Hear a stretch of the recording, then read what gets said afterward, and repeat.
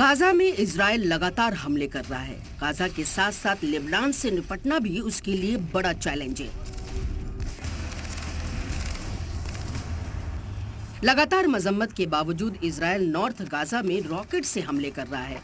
Hamas के ठिकानों के नाम पर गाजा को जमींदोज करने का सिलसिला बदस्तूर जारी है।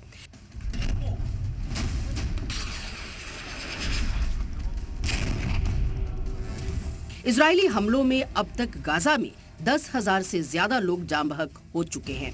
गाजा के साथ साथ इजराइल की फौज हिजबुल्लाह से भी निपटने की पूरी कोशिश कर रही है। इजराइल ने एक वीडियो जारी कर हिजबुल्लाह के खिलाफ अपना एक्शन दिखाया।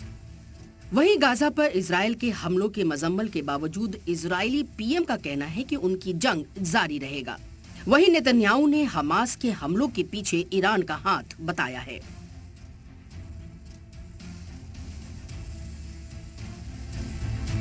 The axis of terror is led by Iran. It includes Hezbollah, Hamas, Houthis, and their other minions. There is no substitute for victory. We will defeat Hamas.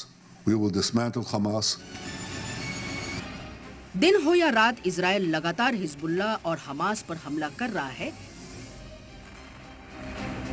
Hamas के खात्मे के नाम पर बर्बाद हो रही लाखों जिंदगियों की भी उसे कोई फिक्र नहीं है।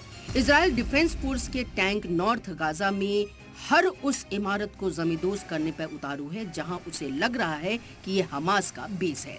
इसके लिए चाहे अस्पताल हो या स्कूल, सभी इलाकों पर हमले किए जा रहे हैं। गाजा में रोजाना ही मौत का आदादो शुमार बढ़ता जा रहा है। इजराइल हमास जंग में अब तक 10,000 से ज्यादा लोगों की मौत हो चुकी है। हमास ने वाज़ेह कर दिया है कि अस्पतालों से उसने इजराइल पर कोई हमला नहीं किया है। हालांकि गाजा से जो तस्वीरें आ रही हैं वो दिल को झंझोर देती है, क्योंकि जिस जारहाना तरीके से इजराइल गाजा पर बमबारी कर रहा है उसका सबसे ज्यादा खामियाजा रिलीफ कैंप्स में रहने वाले लोगों को उठाना पड़ रहा है। नॉर्थ गाजा में हुई बमबारी के बाद का ये मंजर दर्द की उस कहानी को बयां कर रहा है जो उन लोगों के चेहरों पर नजर आ रहा है। हर तरफ चीख पुकार मची हुई है। कोई अपनों को मलबे में तलाश रहा है तो कोई जान बचाकर भाग रहा है। वहीं इजराइल के खिलाफ उसी के मुल्क में मुजाहिरे हो रहे हैं। ये सभी लोग हमास से बंधकों को न रिहा करा पाने के लिए जिम्मेदार मान रहे हैं। बंधक बनाए गए लोग पार्लियामेंट के बाहर जमा हुए और मुजाहिरा किया। इन लोगों का इल्जाम है कि इजरायली आर्मी बंधकों की रिहाई पे ध्यान नहीं दे रही है, बल्कि जंग को और जारहाना बनाने में उतारू है। It's been a month.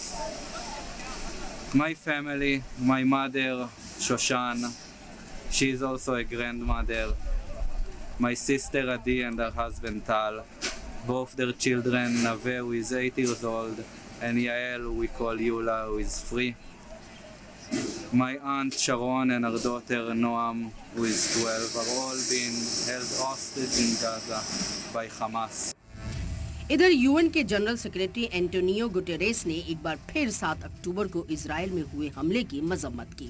हालांकि उन्होंने इजराइल से भी जागबंदी के लिए कहा। गुटेरेस ने वाज़ेह किया है कि गाजा में बेकसूर लोगों की मौत हो रही है और ये खौफनाक ख्वाब जैसा है। गाजा में हालात पूरी तरह से बेकाबू हो चुके हैं। The way forward is clear. A humanitarian ceasefire now. All parties respecting all their obligations under international humanitarian law now. This means the unconditional release of the hostages in Gaza now. The protection of civilians, hospitals, UN facilities, shelters and schools now. जाहिर है इन सब appeal और हिदायत के बावजूद लगातार Israel Gaza पर हमले कर रहा है, जिसका जवाब हमास और हिजबुल्लाह की पूरी ताकत के साथ दे रहे हैं। ईरान भी पूरी तरह से हमास की हिमायत में उतर चुका है। वहीं लेबनान की तंजीम हिजबुल्लाह ने भी इजराइल को घेरने में कोई कसर नहीं छोड़ी है। लिहाजा ये जंग कब और कहां जाकर खत्म होगी, इसका अंदाजा लगा पाना फिलहाल मुश्किल है। ब्यूरो रिपोर्ट, जी मीडिया।